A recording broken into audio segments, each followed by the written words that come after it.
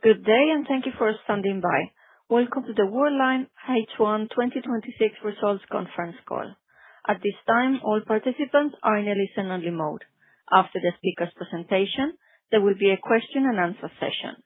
To ask a question during the session, you will need to press star 11 on your telephone. You will then hear an automated message advising your hand is raised. To withdraw your question, please press star 1 and 1 again. Please be advised that today's conference is being recorded. I would now like to hand the conference over to your speaker today, Pierre-Antoine Vacheron, Group CEO. Please go ahead. Thanks a lot. Good evening, everyone, and thank you for joining us for Worldline's H1 2026 results call.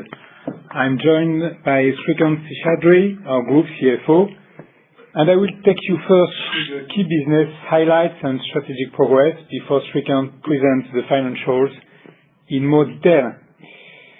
So I will start with the slide 5. H1 marks an important step forward for Worldline's turnaround and transformation.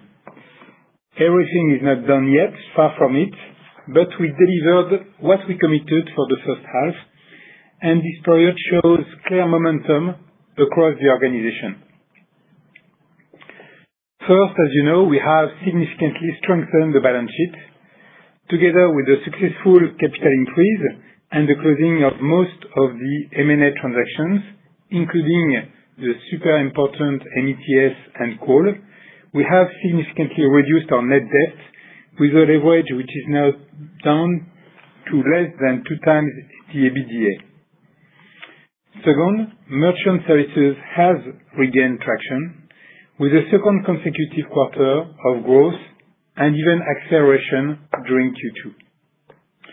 Financial Services remain impacted by contract termination as planned, but also by a longer sales cycle than we would have liked. Still, the quality of recent important wins reinforces our confidence in our positioning and midterm trajectory on this segment. Third, North Star is working and delivering tangible progress on the priority we laid out at the Capital Market Day across simplification, platform convergence, integration, and commercial execution. And finally, our profitability is starting to improve, especially on Merchant Services, supported by disciplined cost management and the first benefits of our transformation program, with reduction of headcount in Western Europe ahead of our 2030 trajectory. Turning to slide 6 and the key figures for H1.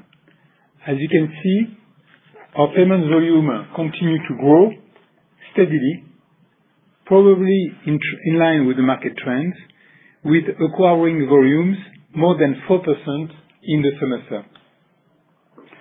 For the full semester, external revenue were broadly stable year-on-year and flat in the second quarter. Net revenue remains negative, as anticipated at the Capital Market Day, reflecting the mix and the dynamics across our geographies and segments. Adjusted EBITDA reached 294 million euros, with EBITDA margin improving at net revenue level for the first time since H1 2023. Free cash flow remains negative, but it is better than anticipated, reflecting disciplined cost management and better capital allocation. On slide 7, you can see that Q2 showed encouraging improvements across all businesses. Merchant Services, which represent 80% of our external revenue, continue to gain momentum, supported by stronger customer focus and improving satisfaction. We are seeing encouraging performance with high single-digit growth across several geographies and segments, including Greece, the Nordics, Central and Eastern Europe, Germany, mobility and self-service within enterprise, and in our global collect entity. Switzerland and Benelux are also moving in the right direction, with Switzerland close to flat in Q2 and Benelux still negative though. Financial services, which represents 20% of our external revenue, is recovering more gradually. While performance continues to reflect anticipated contract termination as planned, it also reflects longer sales cycle due to our own context. Nevertheless, we managed to secure several important signings that reinforce our confidence in the positioning and the medium-term trajectory of this business. To highlight this, I would like to comment on two important commercial milestones for financial services. The first one is the signing of an outsourcing agreement with ICS, which is the ABN AMRO entity managing the credit card issuing portfolio of the group. This selection is a confirmation of the attractiveness of our modern card issuing platform that does cover the full life cycle of the card. It demonstrates the confidence of a leading European bank for a long-term partnership at scale with Worldline. It reinforces our position as a trusted infrastructure partner for the financial sector. And as a reminder, we serve as Worldline around 80% of the 20 top European banks. The second milestone I would like to comment is the selection of Worldline for the Digital Euro pilot. We will operate in this case on both sides of the value chain, the bank of the consumer and the merchants, which is one of our differentiating strengths.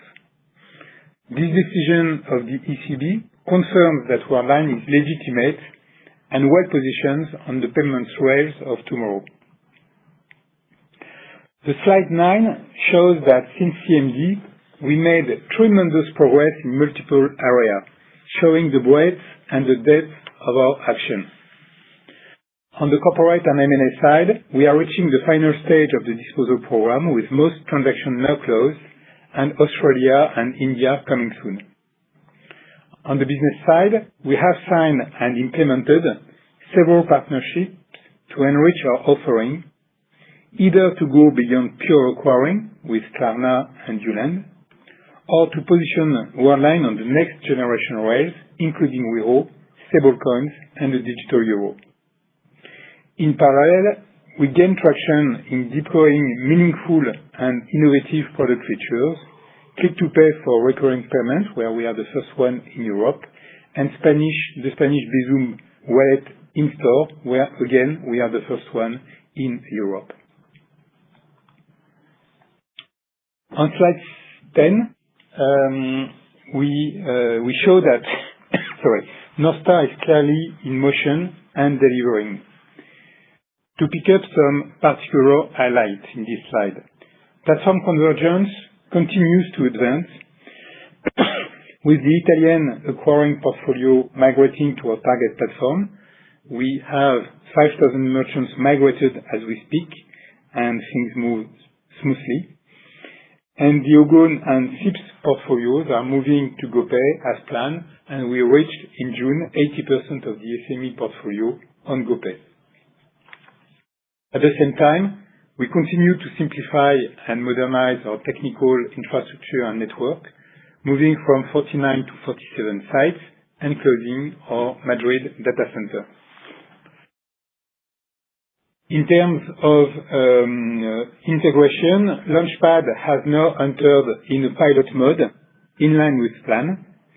This is again an important milestone in our recovery journey. As you certainly remember from our presentation at CMD, Launchpad is the backbone of a dramatic modernization in our SMB customer journey, with targeted onboarding in one day for low-risk merchants with full automation of the process. This version is the first step, available on the first segment of the market, but the foundations are now in place for a step deployment every quarter going forward. All those initiatives have enabled good progress on active workforce management, leveraging internal mobility to reduce headcount in Europe, while preserving critical skills and capabilities. But I would like to highlight 3 visible examples of North Star executions during the period. On Simplify, The Crédit Agricole partnership evolution is a good example of simplification. Here, we have demonstrated our ability to make tough and bold decisions to simplify and be more efficient. Together with Crédit Agricole, we have agreed on a simpler and more efficient operating model that is better aligned with the future development of our partnership. No need to say that we are extremely proud of the successes of this partnership, which works extremely well on acceptance and brings innovation to the French market. Second illustration on integrate the Global Collect case. Global Collect is one of the hidden jewels of Worldline, making 2/3 of external revenue of the Global Commerce division. As a reminder, the rest of the division consists of pure acquiring activities for a portfolio of travel and digital customers. Over the last few months, we have successfully integrated Global Collect with Worldline acquiring platform, developed shared agentic commerce capability, while repositioning Global Collect within the group with a dedicated setup and operating model to focus on two attractive verticals, travel and digital, with complex cross-border requirements. Combining high-performance reinvested technology stack and deep integration into customers' ecosystems, Global Collect benefits of a differentiated value proposition. The revised operating model and the leverage on Worldline shared capability is already translating into improved commercial traction and return to high single-digit growth in the last quarter. I clearly count on Global Collect to be one of the faster growth engines of Worldline going forward, leveraging on faster dynamics of cross-border payments. Finally, on the growth pillar of North Star, I would like to comment on the progress of Worldline in agentic commerce. As you have seen from our recent announcement, Worldline is positioning itself at the forefront of agentic commerce for the European market. First, we have built the technical foundation, what we call the MCP server, to expose Worldline payment capability to AI agents and large language models platforms. Second, we have built the technical foundation and the infrastructure, which is protocol agnostic, to support the various Visa Intelligent Commerce, MasterCard Agent Pay, or Google-specific protocols. Third, we leverage on our unique positioning on the issuing and acquiring side to ease trust and adoption across the ecosystem. This was the objective of the real end-to-end transactions that we executed in the 3 geographies with 2 banks, ING and Crédit Agricole. At Worldline, we believe agentic commerce has the potential to reshape how consumers and businesses interact with payments. This is why it is important for Worldline to provide the banks and the merchants the infrastructure layer required to support this evolution with trust. On the following slide, we show how we are accelerating GenAI through a trusted AI operating model. We have seen over the last 6 months a significant acceleration of adoption of GenAI across the organization. Given the critical role Worldline plays in the economy, we have built all the foundations to deploy generative AI securely and at scale. Infrastructure, governance, financial impact measurement, risk management, and security. Those foundations are now in place. We are rolling out GenAI through a multimodal approach to avoid dependency on a single model. And as you can see here, the deployment is now becoming meaningful, with 83% of our developers using AI-assisted coding and testing tools, and 9,000 monthly active users of LibreChat, our internal agentic AI chat platform based on open source. More importantly, we are already seeing a ramp-up in impact, higher development velocity when using cloud code in software development, concrete business impact through use cases such as smart routing on e-commerce, and progressive agentification across several functions in the organization. At Worldline, we clearly consider generative and agentic AI as a vehicle of transformation and customer satisfaction. What is new at Worldline is not Gen AI itself. What is new is our ability to deploy it securely and at scale through a trusted operating model at the forefront of the European financial industry. With that, let me hand over to Srikanth, who will take you through the financial performance in more detail. Thank you, Pierre-Antoine, and good evening, everyone. Before I go into the numbers, the financial section again reiterates the 4 messages that has been mentioned on our execution. H1 results were in line with our expectation on a fully pruned basis. Merchant services is showing improving momentum sequentially, while financial services remains impacted by the known contract terminations and timing effects of commercial rebound. Third, the inorganic balance sheet strengthening is complete. And fourth, our 2026 outlook confirms the adjusted EBITDA and the leverage targets with an improved free cash flow trajectory, and the leverage target has been achieved 6 months in advance than what we had said during the Capital Markets Day. And you also recall what we anticipated at the Capital Markets Day back in November on 3 points. The FS loss of contracts, the business mix, which we said would be adverse with more cross-border and within merchant services that will impact the net revenue, and that the North Star will start providing early returns in our EBITDA, and we already see that. Now, on that messages, if we go down to the next slide, Pierre-Antoine has already taken you through the post-prune numbers, and what you have also here is the published numbers, and I will detail that in the coming slides with an elaboration in scope, so that we are all clear on what each number means for what scope. Additionally, normalized net income was 65 million euro and a normalized diluted EPS at 2.04. The key point is that after pruning actions, the underlying business is stabilizing, while profitability and balance sheet discipline is improving. Moving on to the next slide regarding the divestment update. The pruning program is complete substantially. 2 deals still to close, Australia and India, and we expect that in Q3. We guided you that between 590 and 640 million euro of net proceeds will be received. We've already received 580 million euro, with 40 to 50 million euro additionally to come from India and Australia, and that puts us in the high range on the upper end of the range that was communicated earlier. This, of course, excludes the cash held in divested entities, which is addressed now in the liquidity section. Now moving on to scope.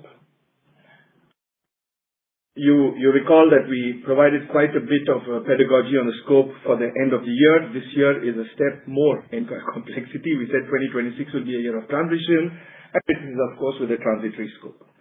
At the bottom part is the green block, which is our fully pruned scope.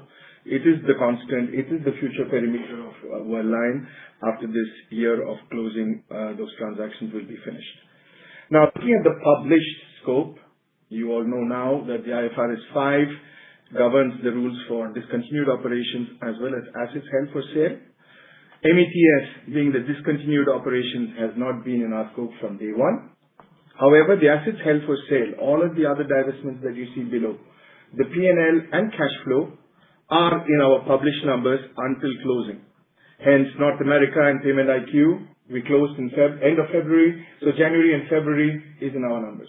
Citrel, we closed end of April, so Jan to April is in our numbers, and so on. And obviously, India and Australia, still not closed, is still in our published scope. So that's the purple part, which is the published scope, and then the green one is the fully pruned, and we've even color coordinated that in the rest of the presentation.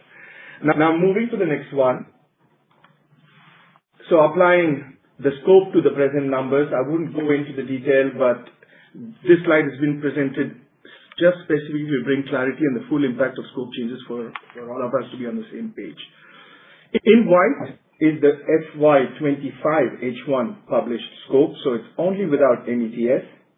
And then in the purple, H126 is with the progressive closing of the transactions that I've just explained. And we have done a pro forma for 2025 so that you have a like-for-like comparison. And then in the green is the post-prune scope that we are all on the same page on. So no need to go step by step, but we've addressed the impact on revenue, adjusted EBITDA, and free cash flow. But we'll of course deal with each one of these in the future slides. Now moving on to the next one, please. Now on the post-prune scope, we see for Q2 on Worldline level, we are flat at 904, with merchant services showing a plus 2%, so sequentially better in external revenue as compared to Q1, with acceleration across segments that I will explain in a second. Financial services is the drag on us, like Q1, with minus 6.9%. So at the end, we are flat in terms of our post-prune revenue. On a net revenue basis, merchant services is at minus 2% for Q2, and financial services at minus 6.8%. If you move to the next slide now, drilling down into the specifics per segment. SMB is growing low single digit. Continued momentum in the Nordics, Germany, Italy, Greece, Central and Eastern Europe. Switzerland is further stabilizing. Benelux showing gradual recovery. Commercial traction is improving with partner and with independent software vendors. Enterprise is also growing low single digit with continued strength in mobility and self-service, including petrol and transportation. One Commerce is gaining traction in Germany, the UK, and Poland. In global commerce, travel remains strong, and Global Collect is back to growth, while the digital vertical is still affected by expected churn. Now moving on to financial services. H1 remains the drag, as we've been mentioning so far. The underlying commercial dynamic, however, is positive. In issuing and account payments, the decline reflects the legacy terminations, while the ABN AMRO deal that Pierre-Antoine mentions gives us strong future growth platform, as are other items in our pipeline that will continue to follow, and also harvest the digital and value-added features. Acquiring, growing across geos, and we're also supporting Grado. Digital services seeing early positioning benefits of new products, which was also explained by Pierre-Antoine. Now moving on to the H1 financial performance fully pruned. Group delivered broadly stable revenue, minus 0.2% on external revenue. And then in terms of merchant services at plus 1.8%, offsetting the minus 7.1 decline in financial services. Adjusted EBITDA was at plus 294 million euro. Merchant services improved its EBITDA margin by 70 bips on external revenue and 170 bips on net revenue. Financial services margin declined as expected due to the run contracts loss. Moving on to slide 24 on published P&L. While the fully pruned scope is the most relevant view for management, guidance, investor assessment, and published scope is necessary for statutory reporting. This table shows H1 2025, excluding METS, and H1 published scope as presented earlier. The scope column aims to make the like-for-like, so that's making the white bar purple, right? For like-for-like comparison, and for each line item with the pruning program and FX. Key takeaways in two sections. First, operating expenses. Personnel expenses decreased year-on-year, reflecting the reduced headcount in Western Europe, and strict cost control helped to protect our adjusted EBITDA despite higher scheme fees. EBITDA is better year-on-year with the like-for-like scope by 40 million euro, and you see that is the reduced rationalization and integration cost due to the end of spend on Power24. Second block is on the non-operating expense. Net financial expenses in 2026 absorb higher interest cost, but unlike 2025, there are no more exceptional items. Moving on to published free cash flow. Free cash flow remains a key area of focus and to improve the quality of the free cash flow. Three key pillars: the integration and the restructuring and integration costs declined sharply, as we just saw. Taxes are lower. We've done some fiscal consolidations, and it helps partly offset higher financial cost. Working capital. With the quality of cash flows generated, we are reinforcing working capital here with a reduced level of payables and also reflecting the smaller perimeter going forward. Now to net debt, leverage, and liquidity. We have halved the level of net debt in the first 6 months. We've gone from 2.2 billion to 1.1 billion. Result, leverage target is less than 2x. And that's been achieved 6 months earlier than announced, and that's good. On the right, we show the liquidity has been strengthened as a result as well of the pruning and equity infusion. And this is sufficient in order to face the 2026, 2027 bonds as well as the puts. And also we have obtained the 80 million euro, which is the cash in divested entities. You'll recall we had the 186 million euro of cash in divested entities in December 25. We have received 80 million. We have another 90 to go. So the 90 is in India and Australia, and with the 40 to 50, we should have this crystallized as well in Q3. Finally, the second extension of the RCF has been obtained to go from July 30 to 31 for 900 million euro, and until 2030 we are at 1.125 billion euro. So 80% of that has been extended on the same terms until 2030. Now, I'll conclude with the outlook. We have already achieved our leverage targets, as I mentioned. We confirm our adjusted EBITDA of 630 to 650 million euros, supported by cost discipline. Improved free cash flow guidance. We upgrade our free cash flow guidance with better capital allocation.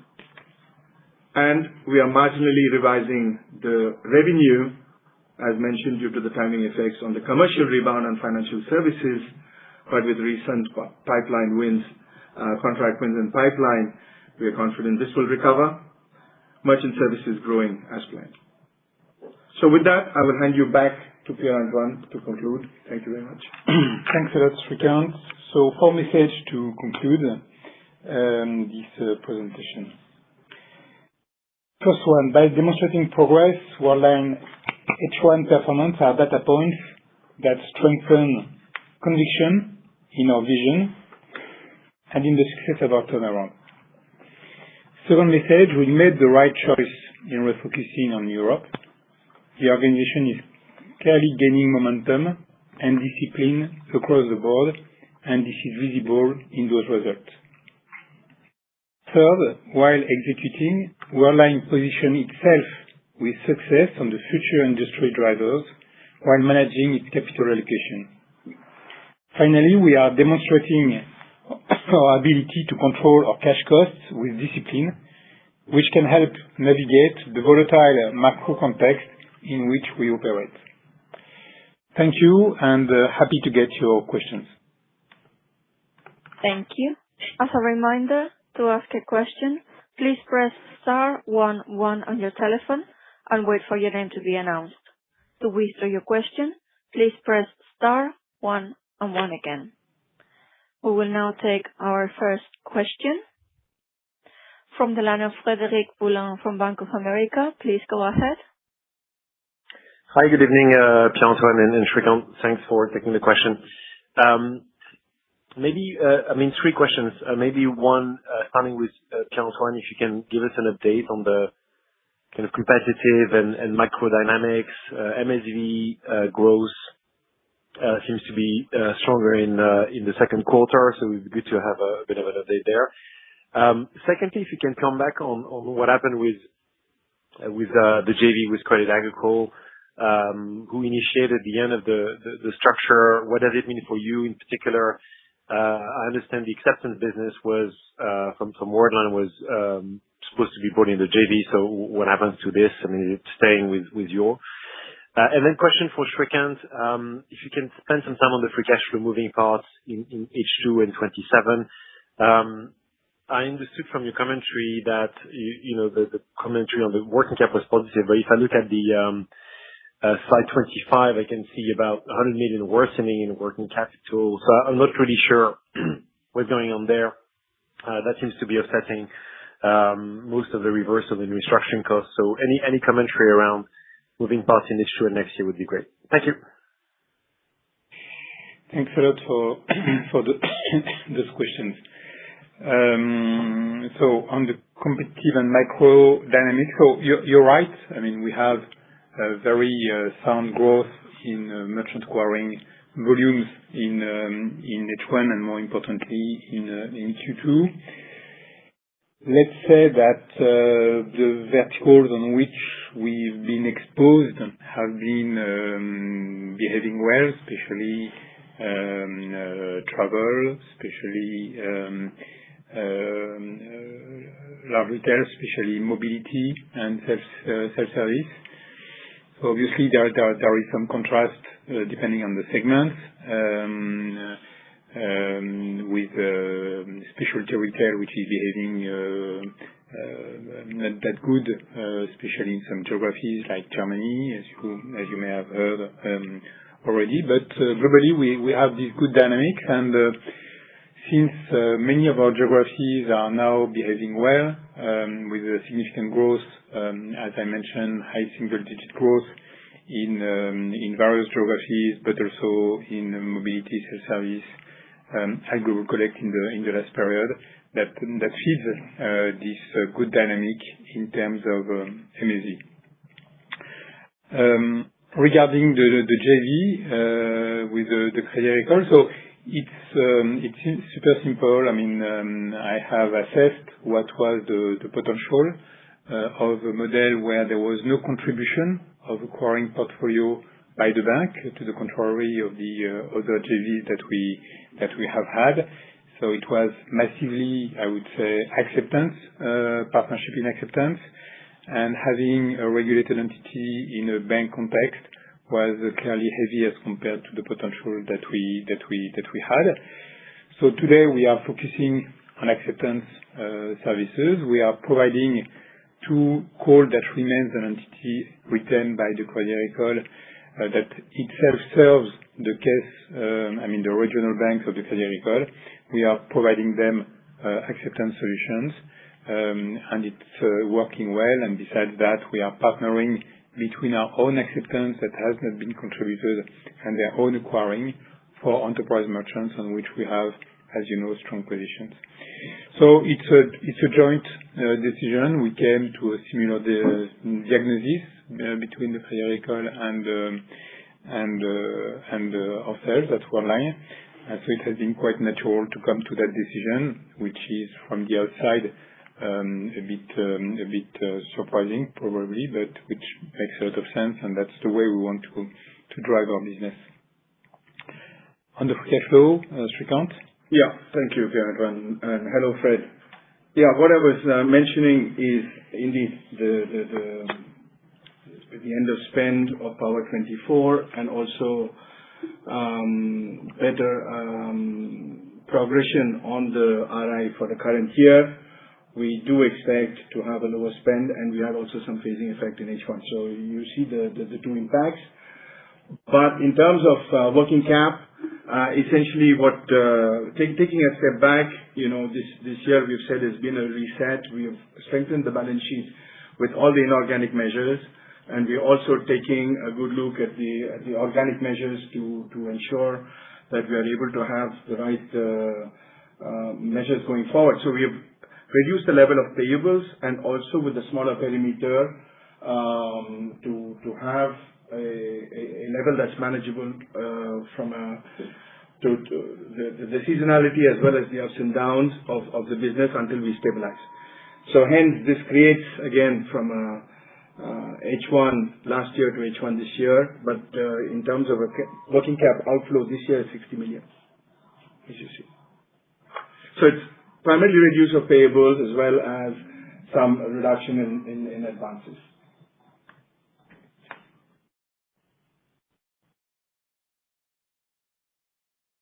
Gary, just to clarify, you expect 60 million outflow for this year, so same as H1.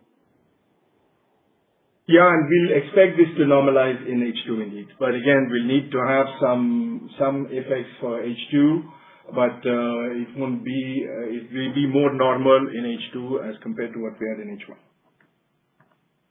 Thank you. Thank you. We will now take our next question from the line of Justin Forsythe from UBS. Please go ahead. Hey, good evening, Pierre-Antoine and Srikanth. Thank you so much. A couple of questions from my end. Srikanth, I wonder if you could just walk us a little bit through the moving pieces in the revenue guide. So I think we had a bit of an actual, as you flagged very clearly, a stronger Merchant Solutions result in 2Q, but yet we take down the full year revenue guide. You're saying that's attributable to Financial Services, if I understood you. So if I have that correct, I mean, we should be basically taking that, call it 1 point down at the midpoint out of the FS line. So you could be talking about something like a 10 to 15% decline for the full year in FS, if I have that correct. And does that mean the Q2 result in MS, you say no changes, should we be expecting off of that, call it accelerated base in 2Q26? How do we think about it? And then just a question on the strength that you called out, the high single-digit growth, Pierre-Antoine, that's obviously quite promising in some of the geos that you laid out. Germany was the one that seemed out of place in a way in my head because you've clearly had challenges there in the past, and one of your peers just flagged pretty severe weakness in that same geography. So maybe you could outline a little bit there. And one just cleanup question, perhaps, Srikanth, on the Crédit Agricole deal, following on from Fred's question. Could you be a little bit more clear on the price paid? So, you both have contributed expenses into this JV. There is, I presume, some sort of, I believe, if I remember correctly, some revenue sharing model that was at place. So now it's more of a commercial referral relationship. How much is being paid by Crédit Agricole for that? And maybe you could just be clear as well on what acceptance solutions you are providing. Like, what is it exactly that you're enabling for the go-forward commercial partnership? Thanks.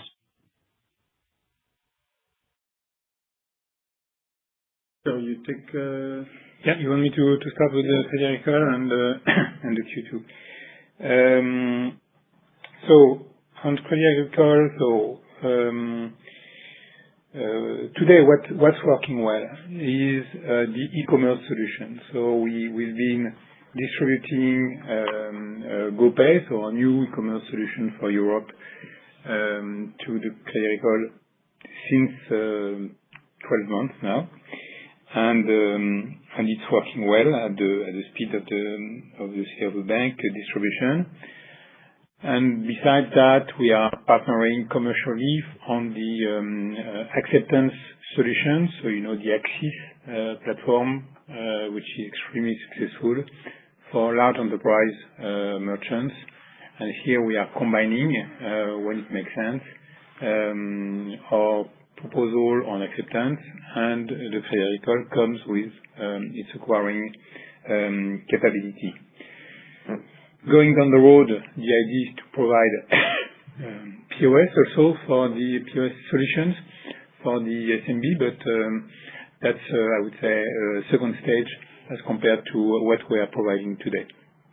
Okay, and so for all that, the revenue generation is based on the shared revenue on the acceptance between the Crédit Agricole group and ourselves. Okay? Yeah. Thanks, Pierre-Antoine. Yeah. Hello, Justin. On the revenue, so on PFI, essentially we said we'll have a 60 million impact coming from contract terminations, and we've seen exactly half of that. We had 15 million in Q1. We have a 30 million in Q2, and we expect that to be the effect of the run contract loss, but then we'll offset that partly in H2. So we'll be somewhere between 6 to 7% as compared to last year, of lower 6 to 7% as compared to last year. Okay, got it. Could you just then clarify what you mean on MS then, because or what changed? So if that was already in your expectations, if I understand you correctly, then like maybe help us understand why the guide moved down at the midpoint. Is that like something tied to MS then? Because it sounded like you were saying MS is going to be stable. And is there any macro conservatism layered in there, given the environment's a bit shaky right now? Yeah. So maybe three comments on that. As you noticed, we have and Srikanth commented on that, between the growth in volumes and the growth in external revenue, there is a gap, which is linked to the geo and merchant mix that we have witnessed in Q2 and Q1, and that is a bit dragging us behind in terms of growth of external revenue. The second element is that in Q2 we've been benefiting from delayed in some merchant migration outside our scope, and that will push down a bit the growth in enterprise as compared to what we've been witnessing in Q2. That I would say that's the second element, and I think that most of the elements, obviously, we are a bit conservative about the macro context, because up to now, and that's a surprise for the whole industry, consumption has remained quite strong in Q2, but we may anticipate that things evolve in the second half of the year. So yes, there might be some elements of conservatism that we are taking into account. But I think the very important point is the commercial traction across the board.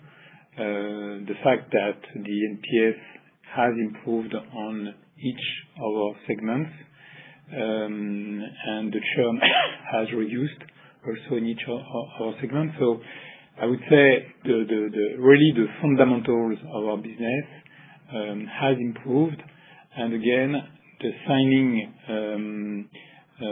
of ABN AMRO is very, very promising for us, because it shows that we have turned the page of the scrutiny that we've been going through in 25. Awesome. Thank you so much for that one. And Pierre-Antoine, if you had anything just on that last point on Germany to add, that would be helpful. Really appreciate the time, both. Yeah, sorry. So Germany has been behaving well in Q2.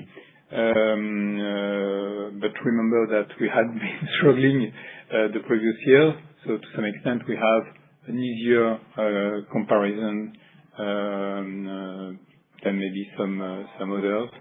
But yeah, we have good traction. We have had good traction in Germany in H2, especially on the SMB front, but also in some verticals in enterprise with lower margin because of the segments, but with strong traction.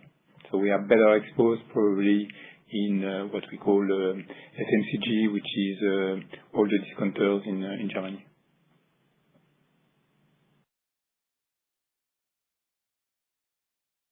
Thank you.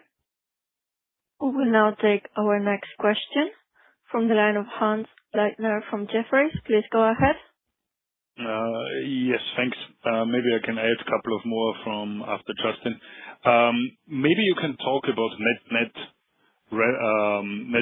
revenue basis, especially for the merchant services. When do you expect basically to break even and move to a growth and to sustainable growth there? And maybe that's how you can square that in the guidance. Then just like maybe you gave in previous presentations always a nice overview on the SMB segments per geographies. How did the turnaround and the stabilization perform? Maybe you can help there. What is the visibility? Because I believe that this is the big moving part which can then sustainable push merchant services in the growth territory. And then maybe just like in terms of your capital raise and the big shareholders who joined your cap table, when can we expect some financial services wins in France, in your home region? Thank you. Thanks a lot for the question. Maybe I will start on the M&A and the Srikanth will complete. If you remember well at the CMD, we said that we would still have negative contribution margin evolution in 26 as compared to 25, that we modelize that. And this is linked basically to the anticipation we are making of the order of recovery depending on geographies. And for historical reasons, we have stronger margins in Switzerland and Belgium, which are the latest to recover as planned to some extent. And the fastest growing segments, it's the Nordics, where we are mostly distributing or massively distributing through partners and ISVs. So there the margin is lower. Central and Eastern Europe, it's also lower margins. And obviously, travel is also lower margin, and it has behaving well, thanks to the Global Collect new dynamic. So it was planned to be like that, and the more we will be able to recover in the two historical core geographies, the more we will be in a position to reverse this trend. The more SMB we grow, the more we will reverse the trend. The more acceptance we grow, and you remember that we have been suffering of churn in e-commerce because of the migration of portfolio. This is now behind us, so there will still be impact in H2, but it will be behind us in 2027. The more acceptance is growing, financial services is growing, the more NNR is growing as compared to the external revenue. I don't know, Srikanth, if you want to add something on that? No, I think we could also say it depends exactly on the channel to market, as you were saying, Pierre-Antoine, and also in Italy we go through banking partners, and Italy has also shown a large growth, and therefore we have had a specific impact on this, which goes exactly between external revenue and net revenue. On your question, Hannes, and hello, regarding when do we start forecasting the net revenue and when can we see sustainable growth? It's exactly that. I think when we start, SMB obviously was a key vector that we mentioned along with financial services. SMB is accretive and which have a much lesser gap between external revenue and net revenue. And once we start turning around the larger markets, we should be able to see more sustainable growth. Stop there. But the good news that you don't see in the numbers is that we have implemented some repricing initiatives as part of North Star in Q2 that start to generate, so that will help also in H2, and that have helped us to stabilize the take rate in many segments, which is obviously a good news. So it's not because of commercial campaigns that we are losing take rate and net revenue. I think it's an important It's an important message. So back to your question on SMB. So as I said, taking the various geographies, so Central and Eastern Europe doing very well and more dynamic, I would say, in Q2 than in Q1. In Southern Europe, Greece is doing extremely well, double digit, if I remember correctly, on acquiring. And Italy is benefiting still of the migration of new portfolios. Anticipate more stable Italy in H2 once this migration has been done. The other side of Europe, Nordics, is now sustainably very high single-digit growth, with a very strong performance of this geography. Germany, as we already said, has been behaving well in Q2, and remains Switzerland, which is close to stable in Q2, and Belgium and the Benelux, more globally speaking, which is still in the negative territory. So we still have progress to be done there.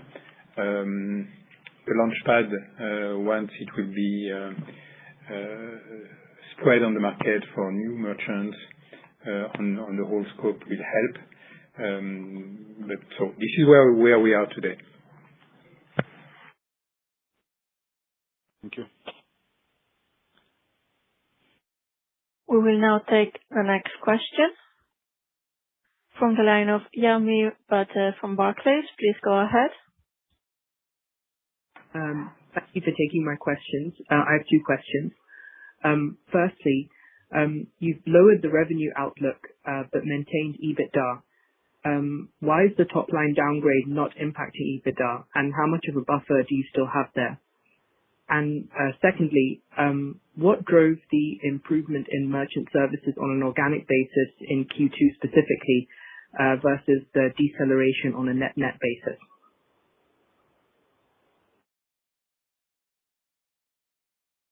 Take the one on EBITDA. Yeah. So on the thanks for the question. We were on a low single digit in terms of revenue guide. What we have seen as well is in the first half, the strong cost control we've got. We expect that to be more than achieved for the second half, and therefore giving us the ability to still meet the adjusted EBITDA target, both on cash and cost. We've seen actions being implemented. So I feel the revenue impact that we've got will be offset by, and we have actions in place now in order that we've delivered in H1, and we need to continue into H2 in order to protect our EBITDA margin. Hence, we've kept our guidance at 630 to 650. And on the Q2 acceleration, the spread of the NNR, and that was exactly what we had just said earlier. I would really break it into two aspects. One, like we were saying, the acquiring MSV is growing at 4.4%. Our level of acquiring revenue grew at 4%. So hence, Pierre Antoine's point that there's no take rate issue on external revenue. It's more on the channel to market that impacts us on the net revenue because of the partner fees and the scheme fees. And if there are more cross-border, you have higher scheme fees. So that's one aspect. Secondly, we have also seen that we have gone from Ogon to GoPay in the SMB market on acceptance platform. We are at 80%. So we've gone from 50% to 80%. That has created a lot of churn in the SMB market on acceptance. And when the acquiring proportion of your total revenue is higher, the scheme fee is also higher. That has also helped that has also resulted in reducing the net revenue. And the geographies we mentioned, either the business mix within Germany or the geo mix, such as more in Italy and less in Switzerland, creating the third pole. I would say this is what creates the spread between external revenue and net revenue, and the cost actions regarding the adjusted EBITDA is what I addressed before. I hope that was clear. Great. Thank you. You're welcome. Thank you. We will now take the next question from the line of Emmanuel Matot from ODDO BHF. Please go ahead. Hello, Pierre-Antoine. Hello, Srikanth. 3 questions for you, please. First, what explains the positive surprise in Q2 revenue? There was an improvement compared to Q1, compared to your expectations at the end of April. Is that coming from a specific geography, a better churn than expected, product mix? Could you clarify that point? Second, how advanced is your plan to consolidate the platforms dedicated to merchant services? Did you close some of them in the first half of this year? And my last question is about financial services. Are you still confident of returning to growth in 2027 despite a longer commercial cycle? Thank you very much. Okay, so there is no magic in Q2 versus Q1. It's just the momentum and the discipline of the organization that has significantly improved across the Q2, and to be honest, we are performing better across the board as compared to what we had in our anticipations at the beginning of the quarter. So it's really structural, hopefully good news in terms of discipline and momentum across the board.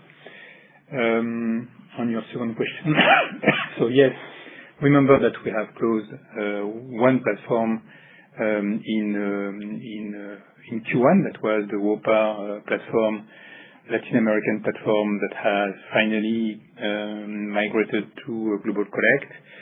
As I said, the main topic visible that we will have at the end of the year, at the turn of the year, will be hopefully the Italian reinsourcing from Fiserv. So what we are working on with these 5,000 merchants already.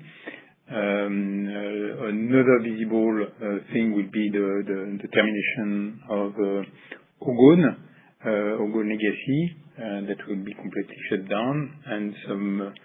I think we have 2 other platforms that we are not communicating on, but that will be also closed at the end of the year. So the program is really well progressing, well executing, which is reassuring. And we keep the focus like that. We do not exclude, but I don't want to overpromise, but we do not exclude to be able to accelerate on the back of the use of GenAI, typically in this case, to be more to be quicker in the assessment of the gaps to cover, and then to make them happen. We'll see that in Q3. Your last question on FS returning back to growth. Yeah. So what we said last year at the CMD is that the back to growth of FS will not be before the second half of 27, and obviously we do not have any reason to accelerate that anticipation. Yes, thank you very much. Thank you. We will now take our last question from the line of Alexandre Faure from BNP Paribas. Please go ahead. Hi, good evening. Thank you very much for squeezing me in. A couple of questions, if I may. First one is on SMB churn. I think, Srikanth, you mentioned a minute ago that sort of moving or consolidating platforms and away from legacy Ogun had resulted in some churn, as I think we probably all anticipated. Should we expect more of the same as you consolidate further platforms, or coding assets are quite different, more back-end related and sort of invisible to the merchant and the SMB merchant in particular? So that's my first question. Second question is more of a clarification. Definitely for Srikanth, if we go back to slide 26, I'm interested in your liquidity position. I'm gonna need some holding, just trying to understand where you stand at the end of June and what sort of ins and outs we should expect for the second half, thinking of put options. I think you had one of them. I think that's the second one. Proceeds from divestments, net of cash in subsidiaries, the debt pay down, all of that. If you could go back on those different in and outs, Srikanth, that would be super helpful. Thank you. Yeah, sure, Alex. Maybe I'll go second after your... Yeah, please. Yeah. You want to go ahead? Okay. So I think your analysis is right. When we are speaking about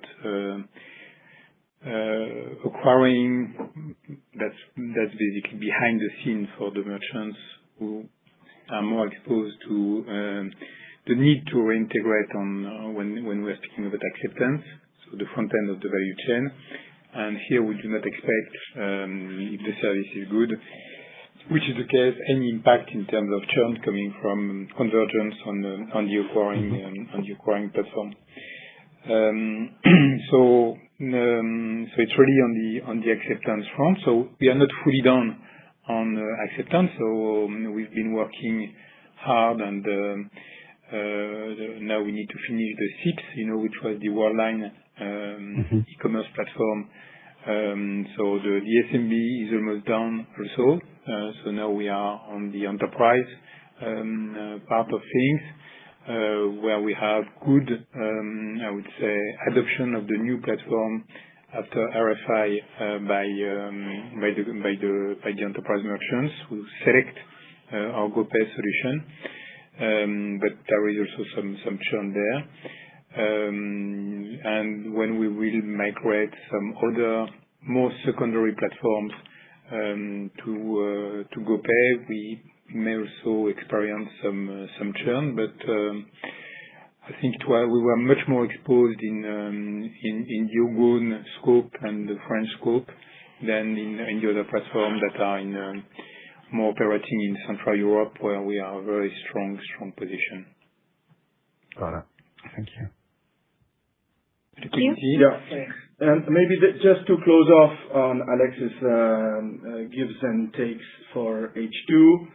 Obviously, the big one is the 414 million euro of convertible that is getting retired. We then have, as you rightly said, we have already paid out the Greek put. Now is the Italian put with Accepta that's still pending. That's going to be in Q3. I think we have a liability of 150 million recorded, but it still requires to be valued before the call or put is exercised. And then we have so that's in terms of the outflows, with another 10 to 30 million in terms of organic cash going out in H2. Those are the cash outs. Ins is really the divestment of Australia and India to come. The 40 to 50 million, as I was mentioning, that needs to come in. And then, of course, we've already integrated the 90 million within our liquidity that we were presenting in that chart. Right. And that would just come out of divested entity into continuing operations. Super clear. Thank you so much. Perfect. Welcome. Thank you. There are no further questions at this time. I would now like to turn the conference back to Pierre-Antoine Vacheron for closing remarks. Thanks a lot. I will not make too many remarks because it's quite late for all of you on this almost last day of July.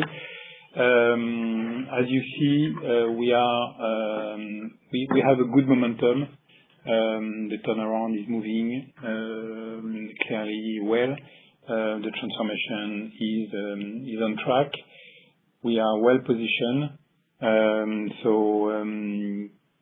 need to continue the discipline execution, and I'm absolutely convinced on the perspectives of this company.